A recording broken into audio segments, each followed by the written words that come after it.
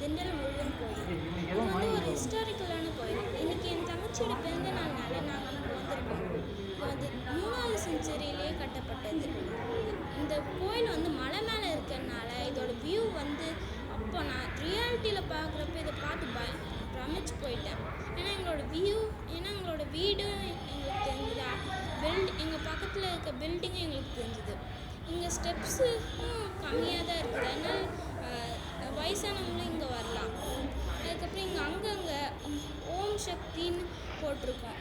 அது வந்து அவரோட அப்பாவை குறிக்குதுன்னு நினைக்கிறேன். அதுக்கப்புறம் இங்கே நடந்து போகிறப்போ அங்கங்கே படங்கள் அந்த படங்கள் வந்து முருகனோட படங்கள் தான்.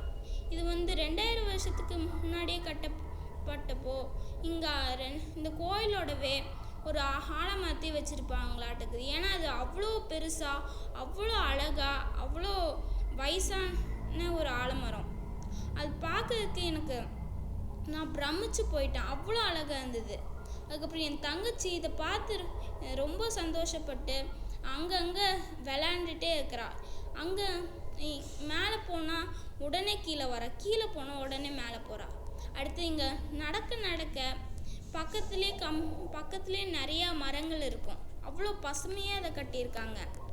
எனக்கு இந்த கோயிலில் கண்டிப்பாக பார்த்துட்டே இருக்கலான்னு இருக்குது. ஆனால் நாங்கள் வீட்டுக்கு போகணும். அடுத்தது நீங்கள் கண்டிப்பாக இந்த கோயிலுக்கிட்ட ஒத்தடையாவது உங்களோட வாழ்க்கையில் வரணும். ஏன்னா இது அவ்வளோ அழகான கோயில், அதுவும் அவ்வளோ ஹிஸ்டாரிக்கலான கோயில். அதனால் நீங்கள் கண்டிப்பாக இந்த இதுக்கு வந்தே தீரணும். அதுவும் இந்த கோயிலுக்கு நான் வந்து இது 3வது தடவை வந்திருக்கேன். அதுவும் நான் மலை கோயிலில் மொத்தம் 4 மலை கோயிலுக்கு வந்திருக்கேன். நீங்கள் எத்தனை மலை கோயிலுக்கு வந்திருக்கேன்னு மறக்காமல் கமெண்ட் பண்ணியே தீரணும். அதுக்கப்புறம் நான் வந்து இந்த பிக்சரை நேற்று தான் எடுத்தேன். ஓகே, அதனால் இன்றைக்கி சாயந்தரம் 7 மணிக்கு தேருக்கு போய் ஏமாற்றம் அடைய வேண்டாம்னு கோரிக்கையோடுன்னு கேட்டுக்கொள்கிறேன். அதுக்கப்புறம் இங்கே பண்ணினதெல்லாம் கல்லில் தான் பண்ணியிருக்காங்க. இரும்பு கம்பியில் தான் அந்த கைப்பிடியெல்லாம் இருக்குது.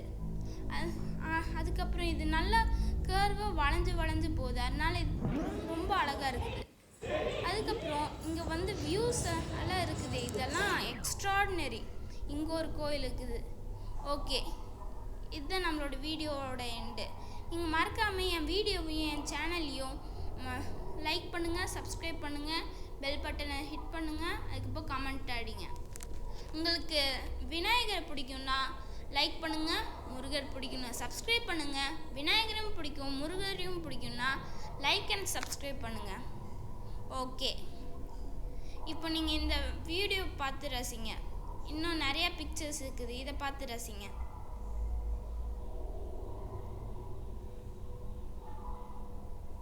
அதுக்கப்புறம் இங்கே கீழே இறங்கி வந்துட்டா இங்கே நிறையா இது இருக்கும்.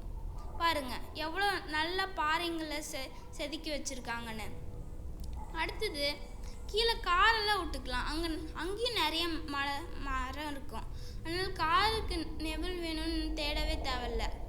அதுக்கப்புறம் இங்கே கூட்டம் வந்து காலையில் கம்மியாக தான் இருக்கும், அதனால் நீங்கள் மறக்காமல் காலையில் வந்துடுங்க. இங்கே நீங்கள் வந்து சென்னையில் இருந்தால் கண்டிப்பாக இங்கே வந்தே தீரணும்.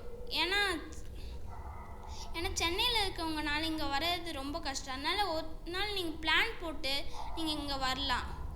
பாருங்கள் எவ்வளோ அழகாக இருக்குது, அங்கங்கே வேல் இருக்குது. அதுக்கப்புறம் நிறைய மக்கள் நடந்து வராங்க, அங்கங்கே மரம் செடி கொடி எல்லாமே இருக்குது. அதுக்கப்புறம் இங்கே நிறைய படிகள், இன்னும் நிறையா விஷயம் இருக்குது. அதுக்கப்புறம் கீழே இறங்கி போனால் அங்கே வந்து பக்கத்துலேயே ஒரு விநாயகர் கோயில் இருக்கும். ஓகே, நாம் நெக்ஸ்ட் வீடியோவில் பார்க்கலாம். Until that, signing off from S Survey.